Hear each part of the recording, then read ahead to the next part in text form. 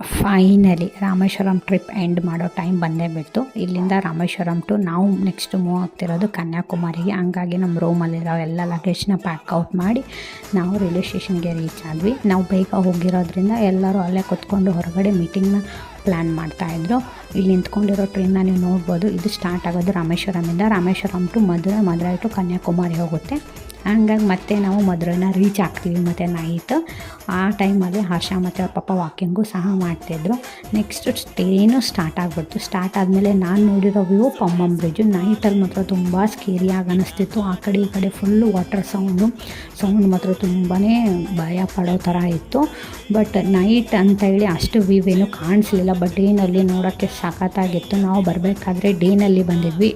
Exact ಮಧ್ಯಾಹ್ನನೇ ಬಂದಿದ್ವಿ. ನಾವು 4 o'clock ಏನೋ ಪಮ್ಮಮ್ ಬ್ರಿಡ್ಜ್ನ ರೀಚ್ ಆಗಿದ್ವಿ ಅನಿಸುತ್ತೆ. ಇದು ನೋಡ್ಬೋದು, India's first vertical sea bridge. Night ಟೈಮಲ್ಲಿ ಲೈಟಿಂಗ್ಸ್ ಎಲ್ಲ ಹಾಕಿರೋದ್ರಿಂದ ಆ ಬ್ರಿಡ್ಜ್ ಮಾತ್ರ ತುಂಬ ಎದ್ದು ಕಾಣಿಸ್ತಾ ಇದೆ ನಮಗೆ.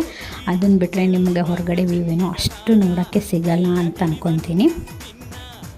ನಮ್ಮ ಟ್ರೈನ್ ಸ್ಟಾರ್ಟ್ ಆಗಿರೋದೇ ನೈಟ್ 9 o'clock. ನಾವು ಬೆಳಗ್ಗೆ 4 o'clock ಹಂಗೆ ರೀಚ್ ಆಗ್ತೀವಿ ಕನ್ಯಾಕುಮಾರಿಗೆ. ಬಟ್ ನಾವು ಕನ್ಯಾಕುಮಾರಿ ಹೋಗಿ ಇಳ್ಕೊತಿರಲ್ಲ. ಅಲ್ಲಿ ನಾಗರ್ಕೋವಿಲ್ ಜಂಕ್ಷನ್ ಅಂತ ಒಂದು ಜಂಕ್ಷನ್ ಬರುತ್ತೆ. ಆ ಜಂಕ್ಷನಲ್ಲೇ ನಾವು ಇಳ್ಕೊತಿರೋದು. ಯಾಕಂದ್ರೆ ನೆಕ್ಸ್ಟ್ ಟ್ರೈನು ನಮ್ದು ಅಲ್ಲಿಂದನೇ ಇರೋದ್ರಿಂದ ನಾವು ಅಲ್ಲೇ ರೂಮ್ ಮಾಡ್ಕೊತೀವಿ. ನಾವು ಎಷ್ಟೇ ದೊಡ್ಡವರಾದರೂ ನಾವು ಏನು ಕೇಳ್ತೀವಿ ಅದನ್ನ ಕೊಡಿಸೋದು ನಮ್ಮ ಪಪ್ಪನ ಜವಾಬ್ದಾರಿ. ನೈಟ್ 12 ಗಂಟೆಗೆ ಮಧುರೈಯಲ್ಲಿ ಟೀ ಬೇಕು ಅಂದರೆ ಅವ್ರು ಟೀ ಸಹ ಕೊಡಿಸಿದ್ರು ನನಗೆ. ಅದಾದಮೇಲೆ ಮತ್ತೆ ರೂಮ್ ನೋಡಿದ್ವಿ. ಈ ಥರ ಬೆಡ್ಡೆಲ್ಲ ಕೊಟ್ಟಿದ್ರು. ರೂಮ್ ಮಾತ್ರ ಚೆನ್ನಾಗಿತ್ತು. ಬೆಳಗ್ಗೆ 4:30 ಹೋಗಿ ರೂಮಿಗೆ ರೀಚ್ ಆಗಿ ಎಲ್ಲ ಲಗೇಜ್ನ ಇಟ್ಟು ನೆಕ್ಸ್ಟ್ ನಾವು ರೆಡಿ ಆಗೋಕ್ಕೆ ಇಲ್ಲಿಂದ ಕನ್ಯಾಕುಮಾರಿ ಜರ್ನಿನ ಸ್ಟಾರ್ಟ್ ಮಾಡೋಣ.